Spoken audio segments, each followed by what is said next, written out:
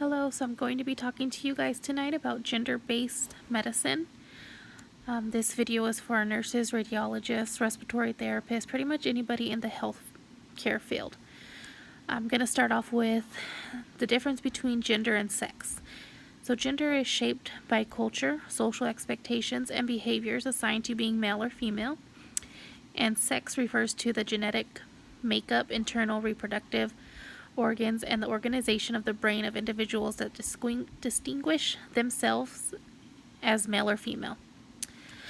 When working with a transgender patient, for example, you're in the ER, you work in the ER, you have two patients come in that need an EKG. You have a trans female who is really a man, and you have a trans male who is really a female. They come into the ER with chest pain. The provider orders an EKG. You're going to want to treat the patient how you see them, but when you go to place the leads, you are caught off guard. You realize you're dealing with a transgender, so the way you treat the patient is going to change.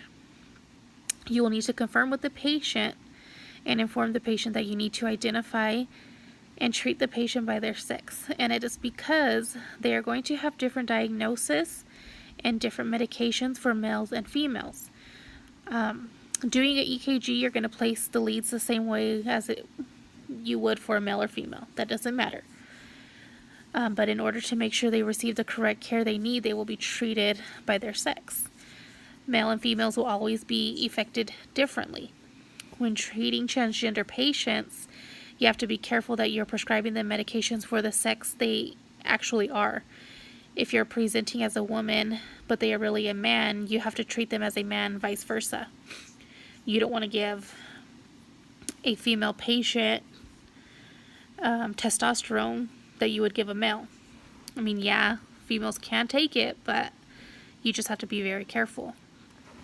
When working in a facility, it's always good to have training. Train your employees on how to deal with transgender patients. Most employees at my work, when I brought up this discussion, feel a sense of awkwardness or discomfort. They wouldn't know how to handle interactions with transgender patients. I personally have worked elsewhere where we've come in contact with transgender patients, and we treat them by their sex. While getting to know patients better can help overcome the issue, it puts the patient more at ease.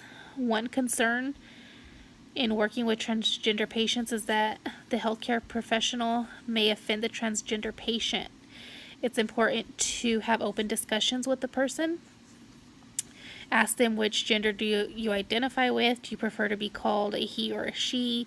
What name do you prefer? Some patients may refer to themselves by slang or derogatory terms. It is important for healthcare professionals to be aware of these self-references to decrease an unintentional reaction to the language.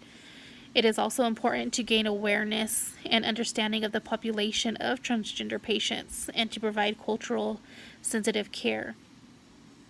Just getting to know a transgender patient will make for I guess you could say, a smooth visit.